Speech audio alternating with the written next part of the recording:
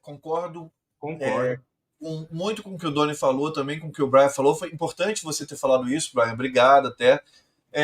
Embora a gente não tenha lugar de fala realmente e tudo, eu acho maravilhoso esse espaço quando eles conseguem furar as bolhas, principalmente, e não falar apenas para o seu público, sabe? Exato. E aí eu queria ver mais isso, que a gente não vê. De novo, a gente cai na questão do algoritmo. A Pablo, pegar um exemplo aí que jamais seria concebível, imaginável, talvez nos anos 80, né? Seria um motivo de deboche, de escárnio, infelizmente, né? De piada. Hoje faz um puta de um sucesso, uma das artistas mais famosas do país. Mas, assim, ela... A minha mãe não tem acesso, talvez, sacou? A minha irmã não tem, que está quarentona, assim, não tem acesso. Eu queria que vazasse mais da bolha. Mais isso, essa diversidade que eu defendo, apoio e acho importantíssimo, do que o Doni falou dos últimos 20 anos, mas principalmente do último, da segunda metade da Dos década últimos passada. 10 anos, vai.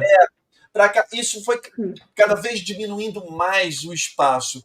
E o que a gente, de novo, eu entendo, eu faço várias lives aqui, eu faço esses comentários de que a música mudou, eu sou saudosista e sou mesmo. Desculpa, aí sempre falam, mas hoje é mais fácil. Se você procurar com a internet, ninguém vai procurar, gente. Não perca essa ilusão. Vocês procuram, porra, parabéns, mas vocês são uma minoria. Ninguém procura artista novo em serviço de streaming, em blog, em internet. Eles vão ouvir o que está passando no Luciano Huck, o que vai passar no final do BBB, sabe? Ou o que está tocando num comercial de TV. Não adianta, a galera não vai procurar. Não vai surgir mais um gênio da música popular brasileira como Chico Buarque atualmente. Não vai. Percam a esperança. Quero queimar, quero morder minha língua. Quero o nego falar, porra, Salto, foi maior cuzão. Tu lembra que tu falou ali? Eu falei, desculpa, galera, mas era o que eu acreditava no momento. E é isso que eu vejo. Então foi muito importante o Brian trazer essa questão aqui pra gente das minorias. Porque a gente analisando, depois, enquanto o Brian estava falando, eu fui lembrando. O que fez sucesso realmente eram bandas da classe média brasileira. Eram filhos de diplomata, filhos de grandes funcionários públicos federais, eram filhos de militares e não sei o quê. Filho de um grande executivo de gravadora, no caso Cazuza e tudo.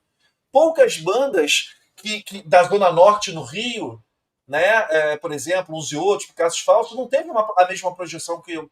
Aí ele vai falar, não tem a mesma qualidade, eu não estou levando a qualidade, estou falando de projeção, espaço e tal. Em São Paulo, o Inocentes da Vida não teve a mesma projeção que o Titãs. Com certeza. Eram filhos da classe média burguesa, né? De São Paulo. Tem uma coisa... Desculpa, Sal. Não, imagina. Não, tem uma coisa muito importante que o Brian falou aqui, que, claro, acabou me escapando, e eu vi, inclusive, por um comentário do Wallace Amado aqui, falando no cantinho, né? Todas essas expressões de minorias que hoje em dia têm a sua voz para poder se colocar, como a Pablo, né? O Brian usou o exemplo da Pablo, né? Que no começo, quando apareceu, eu confesso, né? Eu tinha muito preconceito pela voz, não pela figura da Pablo. Talvez não seja para a gente, mas é importante mas, então, que haja ela. Mas tem uma coisa, nos anos 80, aí vem o outro lado da moeda. Hoje em dia, a gente vê como algo que é um fenômeno musical, aconteceu, tem o seu valor, tá lá no Hollywood Rock, tá lá... Hollywood Rock, olha o velho, né? Tá lá no Rock in Rio, tá lá no Lollapalooza, mas nos anos 80 seria visto como exotismo, né? Seria visto como uma coisa fora. O Wallace está falando assim, Roberta Close, era aquela coisa que era visto como exótico. Era como se fosse... E hoje não, hoje a gente tem como algo constituído parte da cultura musical, da cultura televisiva, da cultura da internet, enfim. esse é o outro lado que é interessante também, né? Sim. Sem dúvida. CD é um Agora, artista uma coisa pessoal que eu zoava. acho importante, eu adoro mostrar para os meus alunos uma campanha que foi feita pela MTV Brasil e que eu acho ela muito emblemática e muito importante. Adoraria ver o Sr. Musk e o Sr. Zuckerberg fazendo a mesma coisa, que é desligue essa TV e vá ler um livro. Nossa, Sabe? Pois é. Adoraria. Saia do Facebook, saia do Instagram, saia do MTV TikTok fazia e isso. vá ler um livro.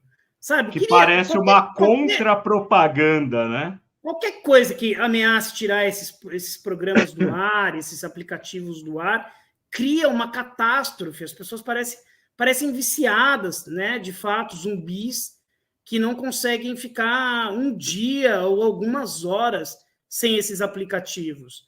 E acho que muito da queda da leitura, não só no Brasil, mas no mundo, se deve ao celular, se deve a esses aplicativos. Eu adoraria ver, de fato, eles terem a ousadia que a MTV Brasil teve de desliga essa TV e vá ler um livro. Eu acho que, por outro lado, tem isso, assim, cada vez, infelizmente, se lê menos. A gente falava muito da democratização da informação, do acesso à informação. O Pierre Levy acreditava que ia ser o grande espaço democrático de trocas de pesquisas, de informação, enfim.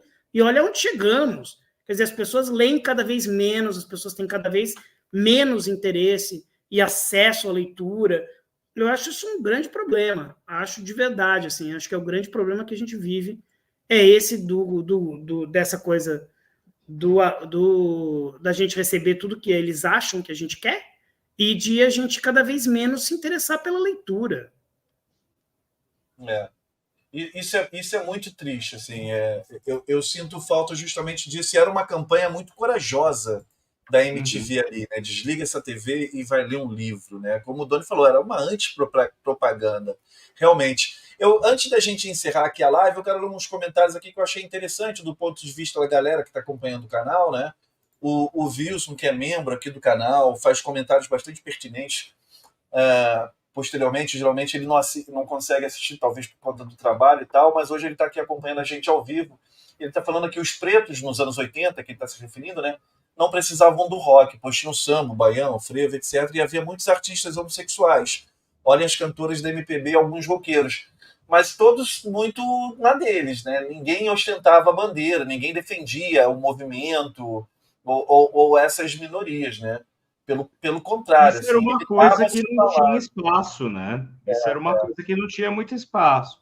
Você não podia levantar a sua bandeira, tal, que isso poderia, de alguma forma, minar o seu papel, ou o seu lugar, o seu público, né? Que isso é uma coisa que ainda bem que hoje em dia a gente não tem. Então, aí é outra coisa, né? Ou é mais um elemento desses antagonismos que hoje em dia a gente bate na qualidade da música, mas tem a questão da representatividade. E uma coisa que acho que é bem importante também dizer é que, e aí eu falei, né, repito aqui, que o Ney Matogrosso é um dos artistas mais importantes desse país, porque ele já nos anos 70 tinha a possibilidade de assumir ele ser tudo ao mesmo tempo, ser homem, ser mulher, ele ser já se animal, mostrava como tal, né? E ter essa coisa transgressora muito forte na imagem dele e em tudo que ele sempre fez, na música que ele canta. E acho que uma grande importância da música que foi feita nos anos 90 foi justamente o que eu destaquei, que é a possibilidade de mistura. Nos anos 90, você tem justamente a possibilidade de sair daquelas bandas que de certo modo, musicalmente, copiavam muito o rock inglês, o rock americano, e passam a misturar o rock com os outros ritmos que eram praticados no Brasil. Então, aí surge a possibilidade de ter um movimento como o Mangue Beat, com o Chico Science e a Nação Zumbi, os Raimundos, enfim, você passa a ter o forrocore, você passa a ter Charlie Brown Jr., o Triunvirato Mineiro, enfim, você abre a possibilidade dessa grande mistura musical que aconteceu nos anos 90. Acho também que nos anos 90 você tem um grande fenômeno que é esse samba também misturado com outros estilos, enfim.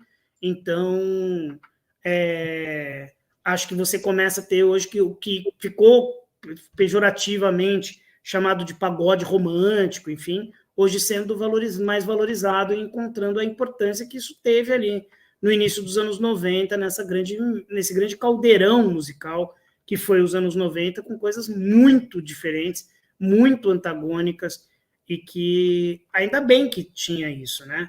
E ainda bem que tinha a gente xingava nos anos 90, mas hoje eu ouço, que saudade. Meu Deus.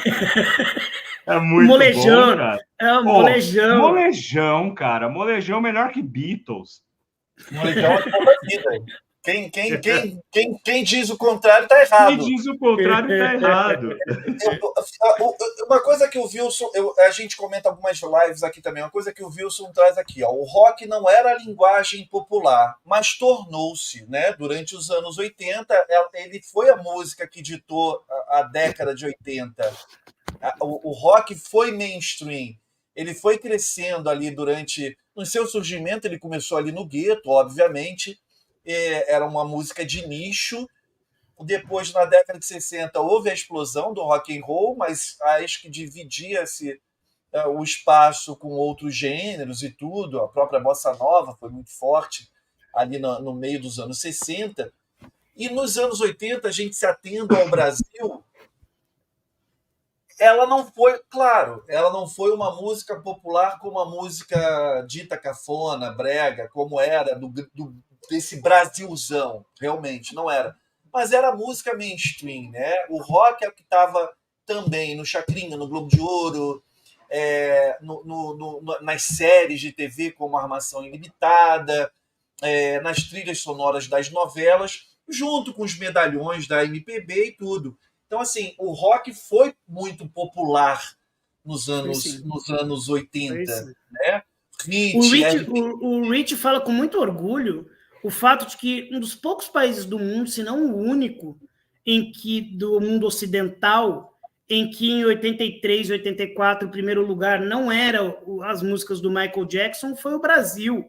Porque o primeiro lugar nas paradas no Brasil era um inglês cantando rock em português. Era a Menina Veneno, que falavam que era cafona, mas não deixava de ser um rock. New Wave, né? Era New Wave, pós-punk, né? Exato. E o Rich fala com toda a razão.